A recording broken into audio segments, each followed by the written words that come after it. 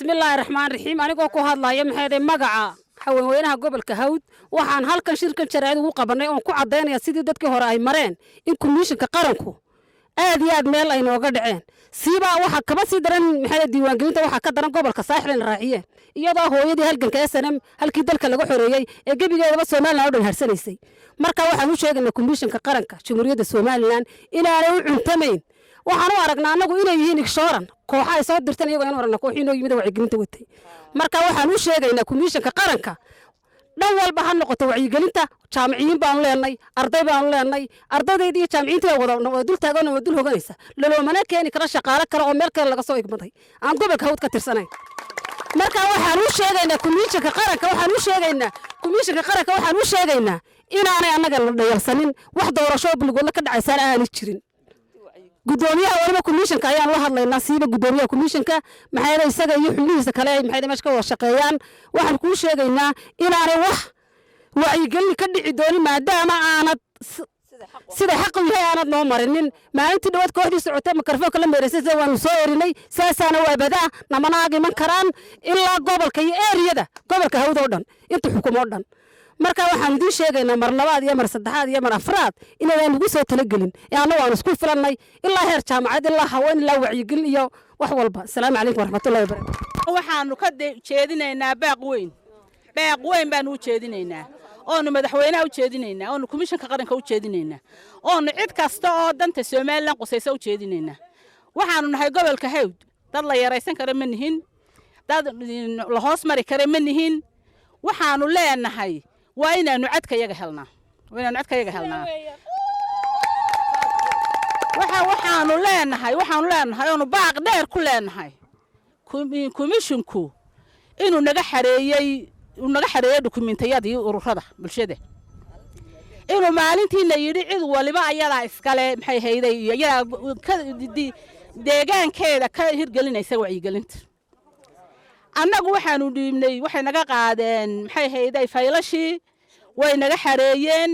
wax iyagoo dhammaystiran ilaa imakana weli wax jawaab ah kama hayno komishanka qaranka waxaanu leenahay daadeer idinku shalay baa timaadeen komishanno hore soo shaqayn jiray gobolka asaga wixiisa qaadan jireen halka idinku ka eegteen gobolkan dee la garan maayo waa meel aan la garanayn waxa weeyaan waxaanu idin leenahay tallaabada haddaa si degdeg uga noqon weydaan inaan halkan wax alla wax ka dhacaya aan jirin baan idin sheegaynaa wax alla wax halka ka dhacaya inaan jirin baan idin sheegaynaa wala doorashaan ka dhacayn wala kaar qaadashaan ka dhacayn waxa weeyaan adeersaan oo fudaydsateen baan idin fudaydsanaynaa waxa weeyaan anagu sidaanu doono iyo halkaanu doonaa baan ku cabaynaa dawladdu kuma laqaad bay noo samaysay waxa weeyaan biyihii caalamku ku noolay noloshu ay ahayd kun iyo kowgu biyaha ahaa ma hayno caafimaad ma hayno oo ambalaas ma lihin oo mulaha iyagu waxay ku soo go'aan intaan kolba gaari loo daydeeyay meel laga soo laabayo waxa weeyaan dawladda horeba way noo ilowsanayday maanta uun maahee haddii tanna ku cadayseen waxa weeyaan Soomaaliland ilowsan tahay gobolka hawd waa gobol ballaaran gobol musqara ku fadhiya maaha waa hooyada salaam waa halkii lagu nastay markii meel kale la fadhiistay la waayay geedkii lagu nastay xuriyada lagu gaaray weeyaan hadduu idin la fududaaday waxaanu idin leenahay waliba madaxweynaha leenahay madaxweyne damala adigu maanta waad ka tanaasushay doorashadii oo maanta cid kama sugaysid balgwele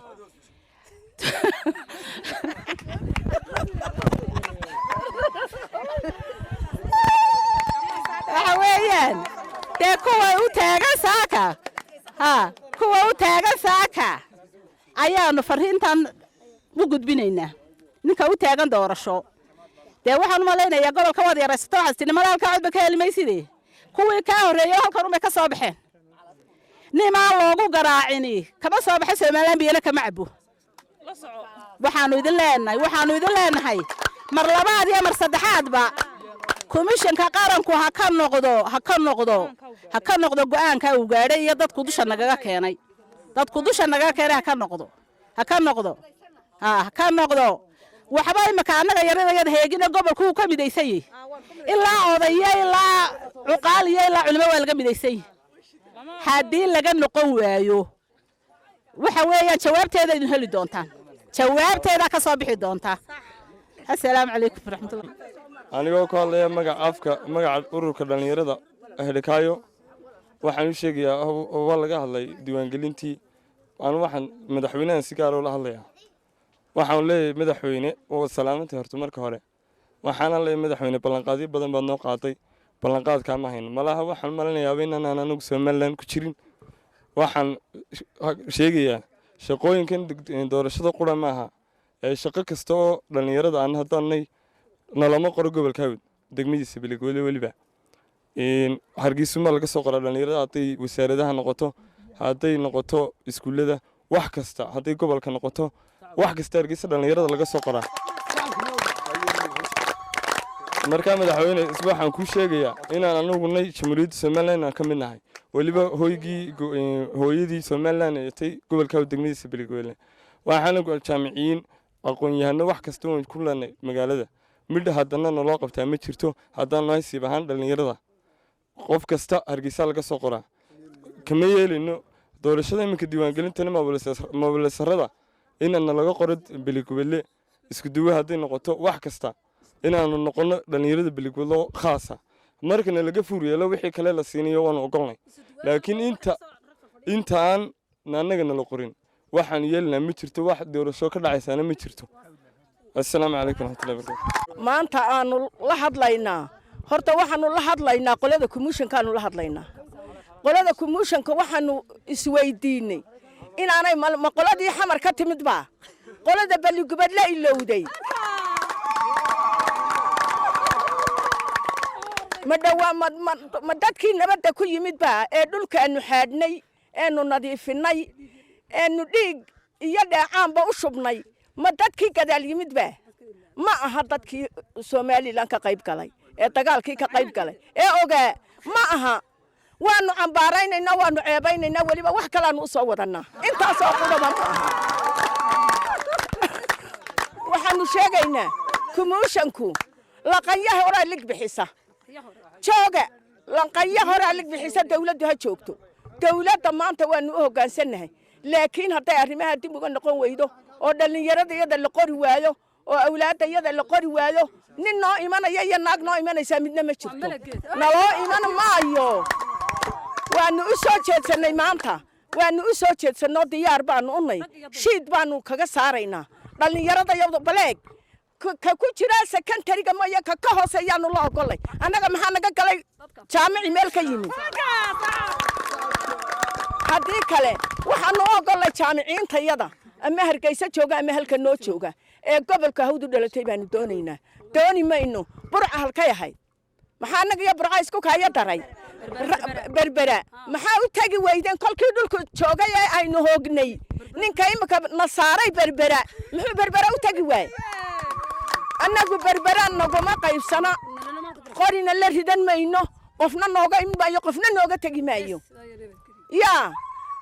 in gabaygaanan hayne dee gabayada iyadii maanta taagantayba annagu halka iyagii un baanu joognaa yaa muxuu ahaa wuxuu kildhiila yidhi geestaa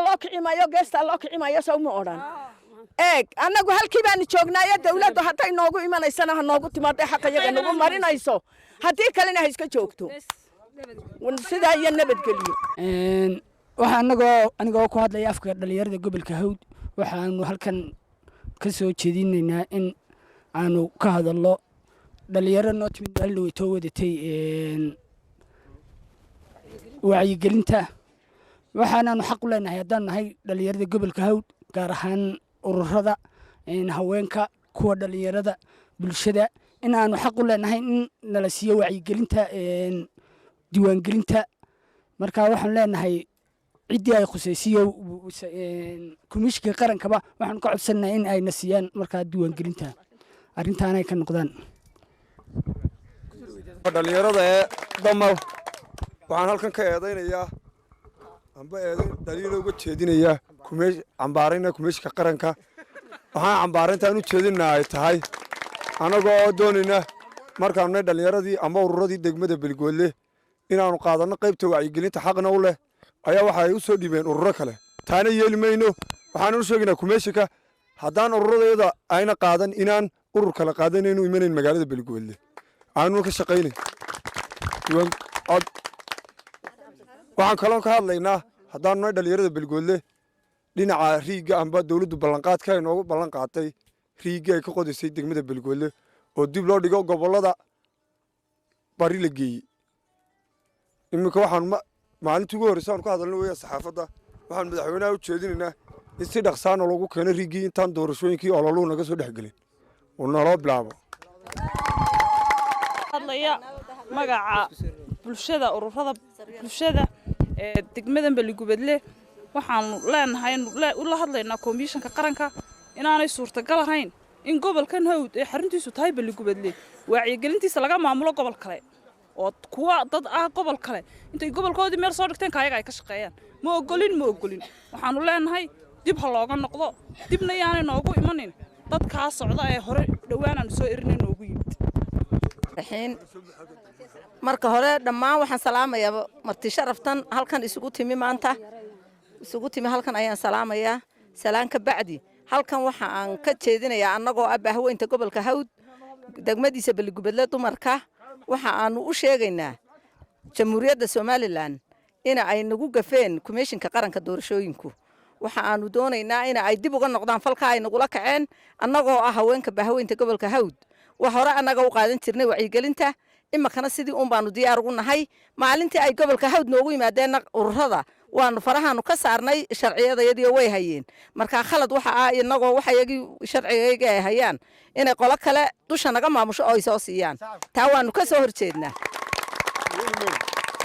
soo horjeednaa dhammaan waxaanu u sheegaynaa gobolkan cidii uu u shidan yahay ee u dhalatay iyo wixii khalad ku hayaba waanu ka soo horjeednaa oo waan ma ogolin wax gacmo birana waan iskaga qabanaynaa imika diyaar baanu u nahay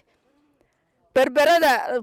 la yidhi komishinku yidhi waxaa la israacinayaa gobolka hawd iyo berbera ismaba soo gaadhna gobolka hawd iyo berber ismaba soo gaadhna waddan badan ayaa u dhexeeya marka waxaanu doonaynaa meel ka dhow halka inala soo raaciyo oo wacyigelintana aanu diyaar u nahay inaanu qaadano haddii ay taasi suuragal noqon weydo gobolka hawd kama dhacayso wax doorasho iyo wax diiwaangelin toona